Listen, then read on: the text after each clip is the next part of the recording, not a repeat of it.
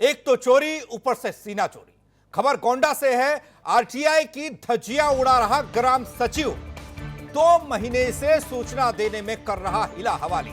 2 महीने बाद पत्र लिखकर मांगे फोटो स्टेट के पैसे ग्राम निधि में जमा करने के बाद भी नहीं दे रहा कोई जानकारी, नहीं दे रहा कोई सूचना। डीएम और सीडीओ के निर्देश को भी नहीं मानता भ्रष्ट सचिव। अब सूचना मांगने वाली संस्था को दे रहा पैसों का ऑफर, पैसों का लालच।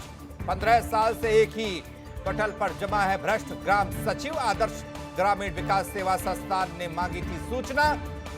संस्था के अध्यक्ष ने डीएम से मिलकर लगाई न्याय की गुहार। डीएम मार्कंडेय शाही ने सीडीओ को सौंपी जांच। जिले के बेलसर ब्लॉक में है ग्राम सभा पकवान गांव।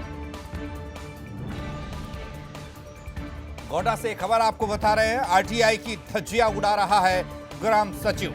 यह खबर बताने के लिए काफी है। क्यों आखिर ग्राम सचिव सूचना के अधिकार के तहत मांगी गई जानकारी को देने से इनकार कर रहा है?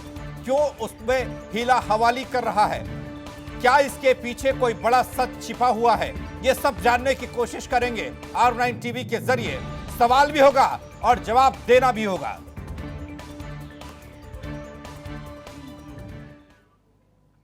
डीएम साहब से मुलाकात किया, जिसमें मैंने इसका हवाला दिया। डीएम साहब ने आश्वासन दिया है और सीडीओ को निर्देशित भी किया है कि इसमें जल्द कार्रवाई हो। किसको जांच सौंपी गई है और आखिर क्या लगता है अब तक हिला हवाली क्यों की गई? इसमें मुझे लगता है कि इसमें काफ़ी भ्रष्टाचार हुआ है और इसी संदर्भ में ये लोग लीपापोती कर रहे हैं और ये जन सूचना नहीं देना चाहते हैं। कौन लगता है, किन लोगों के संरक्षण में चल रहा है ये सब खेल भ्रष्टाचार? ये सारा स्कैम बीडीओ और पूर्व सेक्रेटरी जो विजय बहादुर सिंह हैं, इनके बीच में ही सारा कुछ स्कैम चल रहा है और इसमें कहीं ना कहीं वहाँ के जो प्रधान है उनका भी मिली भगत है। तो क्या ऊपर से लेकर नीचे तक सब मिले हुए हैं? आखिर जानकारी दी क्यों नहीं जा रही है? सूचना दी क्यों नहीं जा रही है? क्या इस सूचना के पीछे एक बहुत बड़ा भ्रष्टाचार है, घपला है? हमारे साथ हमारे सहयोगी राजकुमार जुड़ रहे हैं, उनसे जानकारी लेते हैं। राजकुमार, थोड़ा पर्दा उठाइएगा और बताइएगा कि ग्राम सचिव की इतनी हिमाकत और ये हिला हवाली क्या कहती है? जब सूचना मांगी जा रही है तो मिल क्यों नहीं रही? देखिए पंकज, आपको बता दें कि जो भ्रष्टाचार की जड़ें हैं वो काफी मजबूत हैं, काफी गहरी हैं और इस बात का अंदाजा लगाया जा सकता है क्योंकि जब 3/11/2020 को ये सूचना मांगी जाती है और इसके बाद फिर लगातार जो ग्राम सचिव है, जो वहाँ के जो सक्षम अधिकारी हैं, उनके द्वारा बाकायदा पत्राचार किया जाता है और 1 नहीं 2 नहीं 4 पत्र उस पर लिखे जाते हैं। और इसके बाद फिर करीब 2 माह बीत जाने के बाद ग्राम सचिव के जरिए एक पत्र लिखा गया। उसमें यह कहा गया कि जो आपने सूचना दी है ये लगभग आपका 2515 पन्ने का है, तो इसको 2 रुपए प्रति कॉपी के हिसाब से आपको ये ग्राम निधि खाते में पैसे को जमा करना होगा जी।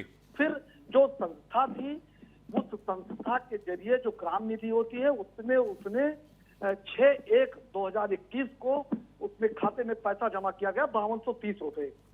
लेकिन इसके बाद आप करीब जब 6 तारीख से लेकर अब तक लगभग 20-21 दिन हो जाने के बावजूद अब तक भी हिला हवाली की जा रही है, उसको सूचना नहीं दी जा रही है। और यहाँ तक कि जब मेरी उस संस्था के अध्यक्ष मंत्रान से बात हुई तो उसका ये कहना था कि हमको बाकायदा उसको पैसे का ऑफर दिया जा रहा है। कई जो उसके रिश्तेदार हैं, जो उस इलाकाई के जो छोट भैया नेता हैं, उनके द्वारा धमकी भी दी जा रही है कि आप इस मामले को खत्म कर दो क्योंकि आपको सूचना नहीं दी जाएगी। इसको लेकर के देखिए पंकज, आपको ये भी बता दें कि इसमें एक नहीं बल्कि जो ग्राम सचिव विजय बहादुर है, इसके खिलाफ सिर्फ एक सूचना नहीं मांगी गई, कई ऐसी शिकायतें इनके खिलाफ आई हैं जो सीडीओ को दी गई थी, जो डीएम को दी गई थी, लेकिन लगातार उस पर पर्दा डालने का प्रयास किया गया, उस पर जांच नहीं कराई गई। और हो भी क्यों, क्योंकि देखिए करीब 15 वर्षों से एक ही पटल पर वो सरकार के जो दावे थे, जो वायदे थे कि जो 3 साल से अधिक कोई भी अधिकारी है वो एक पटल पर कार्य नहीं करेगा, उसकी भी धज्जियां उड़ाई जा रही हैं क्योंकि 15 वर्षों से लगातार एक ही पटल पर विजय बहादुर सिंह जो ग्राम सचिव है वो उस पर जमा हुआ है।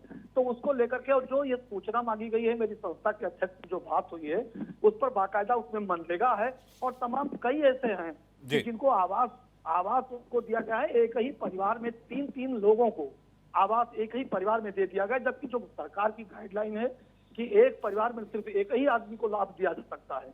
तो कहीं ना कहीं जो सरकार की नीति है उसको भी कुछ पूरी तरह से ताक पर रखते हुए कोई नियम कानून नहीं, उसको तोड़ते हुए जी। जिस तरीके से पर्सनल व्यक्तिगत तरीके से उसको लाभ पहुंचाने की कोशिश की गई है।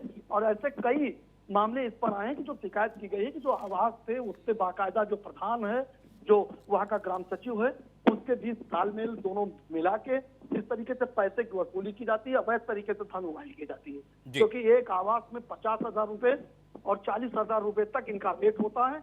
और इसके बाद क्योंकि देखिए जो कागजों का हेरफेर है, क्योंकि उसमें कागजों में उस आदमी को, उस व्यक्ति को जो परेशान है, जो गरीब व्यक्ति है, उसको प्रधानमंत्री आवास नहीं दिया जाता है, उसको लोहिया आवास नहीं दिया जाता है, लेकिन ताकि उसको वो पात्र ना होने की वजह से जी उसमें बंदर बांट किया जाता है। तो जी। बाकायदा इसमें पूरी तरह से जो नीचे से ऊपर तक इसमें पूरा वो सबका सिस्टम तय है, बटा हुआ है, सारे लोग सिस्टम में काम कर रहे जी। हैं, क्योंकि पैसे का बंदर बांट वहां पर किया जा रहा है। जी। ऐसे में फिलहाल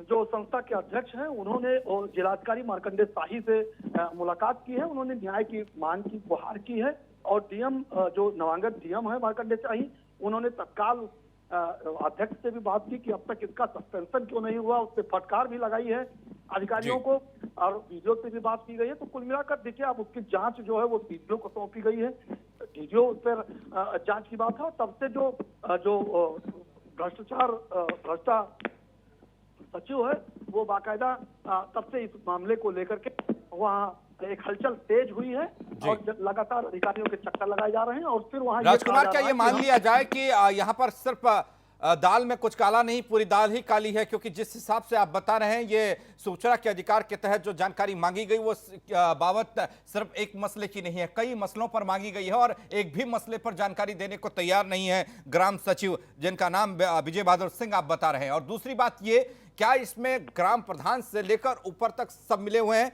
और तीसरा सवाल ये, जो रिपोर्ट की बात, जांच की बात की जा रही है, जो जांच सौंपी गई है, वो जांच क्या कुछ हुई, कैसे हुई, और किसके द्वारा की गई और किसको सौंपी गई, और उस पर क्या कार्रवाई हो रही है? देखिए, सवाल तो ये है कि जब जांच करी 2 माह बीत जाने के बाद, जब हमने उसपे जो संस्था के द्वारा जब जांच उसकी जो सूचना मांगी गई थी, तो अब इतना वक्त लगा क्यों? क्योंकि देखिए, उसमें जो हमारी बात हुई है, जो वहाँ के ग्राम सचिव से बात हुई है, उसमें स्पष्ट ये है पंकज कि जो मनरेगा का कार्य कराया गया है, उसका कोई लेखा जोखा ही उस सचिव के पास नहीं है। ऐसे में तो जिस तरीके, जबकि बताइए जिले में मनरेगा की जांच चल ही रही है, लेकिन ऐसे में जो बंदर बांट करने वाले हैं, जो भ्रष्टाचारी कर्मचारी हैं नीचे स्तर पर, वो पूरी तरह से अपना पैर फैलाए हुए हैं, अपने तरीके से वो बंदर बांट कर रहे हैं। उसमें कोई अंकुश अब तक नहीं लग पाया है। हालांकि जो जिलाधिकारी हैं, उनके द्वारा इस तरीके से जो कई ग्राम सभा का मामला था, जिन्होंने उन्होंने जांच की है, कार्रवाई की है, तमाम कई ग्राम पंचायतों पर कार्रवाई हुई है, लेखपालों पर कार्रवाई हुई है, लेकिन फिलहाल अब तक जो पकवान गांव है, वहां कार्रवाई के नाम पर अब तक कुछ नहीं किया गया, सिर्फ हीला हवाली की गई। अब तक सूचना नहीं मिली है। और जब देखा गया तो जो वहाँ ग्रामीणों की बात करें तो तमाम ऐसे लोग हैं कि जो अपात्र लोग थे, जिनको आवास दिया गया। कई ऐसे लोग हैं जो उनके चहेते हैं, जो प्रधान हैं, उनके चहेते जो वहां पर हैं, उनको पेंशन कराई गई, उनको वृद्धा पेंशन दी गई। तो मतलब जो भी है, जो अपने व्यक्तिगत उनको लाभ पहुंचाया जा रहा है, वहां पात्र और अपात्र की जो स्थिति है, वो वहां कुछ नहीं है। जो प्रधान का चहेता है, उन लोगों को वहां योजना का लाभ दिया जा रहा है। तो ऐसे में अधिकारियों को इस पर ध्यान देना होगा, देखना होगा, और ऐसे भ्रष्ट अधिकारियों को, ऐसे कर्मचारियों को वहां से तत्काल उसको हटाना चाहिए, क्योंकि अगर इस तरीके से है तो फिर भ्रष्टाचार वहां पर कभी खत्म नहीं हो सकता।